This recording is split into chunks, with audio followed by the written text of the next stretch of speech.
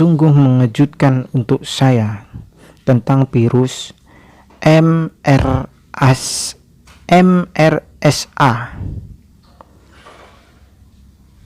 Selain itu, ada fakta yang lebih melukai hati saya.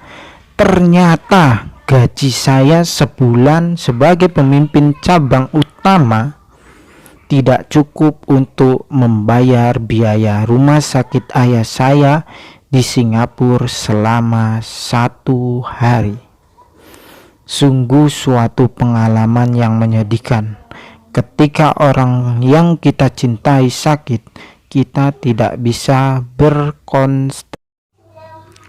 Kenyataan yang memilukan. Sejak kuliah, saya merasa yakin sekali bahwa bila saya belajar keras, saya akan menjadi siswa teladan. Sungguh benar, akhirnya saya terpilih sebagai mahasiswa teladan nomor 1 untuk Fakultas Hukum Universitas 11 Maret tahun 1991.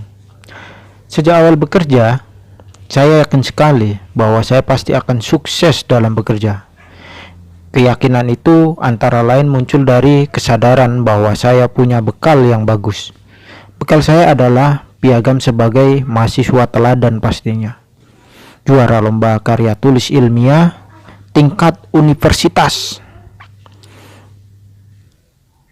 Lomba karya tulis ilmiah tingkat regional se-Jakarta dan juara 2 tingkat nasional tahun 1989. Juara 1 cepat tepat tingkat Fakultas Hukum UNS. Juara 1 cepat tepat P4 tingkat universitas. Juara 1 cepat tepat P4 tingkat wilayah. Dan juara 3 cepat tepat P4 tingkat provinsi Jawa Tengah. Dan lain-lain piagam yang totalnya mencapai 32 buah. Karena saya begitu sukses sewaktu kuliah, orang tua saya beranggapan bahwa saya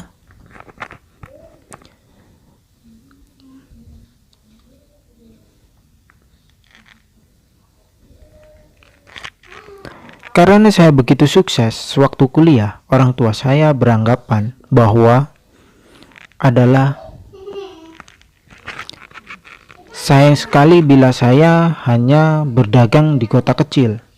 Karena itu, meskipun latar belakang orang tua saya adalah seorang pedagang, mereka menganjurkan saya untuk mencari pekerjaan di perusahaan yang besar, di kota besar. Saya melamar dan diterima di manajemen developer program bank swasta terbesar saat itu. Selain bekerja dan bekerja keras, akhirnya saya mencapai posisi sebagai pimpinan cabang utama. Selama di bank tersebut, saya sempat mencetak prestasi. Pada tahun 1995, berhasil mengubah sebuah cabang 22 cabang pembantu di Jawa Timur. Pada tahun 95 juga berhasil mengubah cabang dengan 15 cabang pembantu. Hasil auditnya yang terjelek di Indonesia menjadi terbaik di seluruh Indonesia.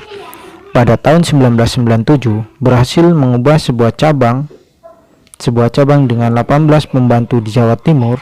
Hasil audit terjelek di Indonesia menjadi hasil audit terbaik di seluruh Indonesia. Yang keempat, meningkatkan pemenang kartu ATM di seluruh kantor cabang di Jawa Timur. Pertumbuhan pemegang kartu kredit terbesar di Indonesia. Pulih pertama kali ketika pengambilan uang besar-besaran di bank.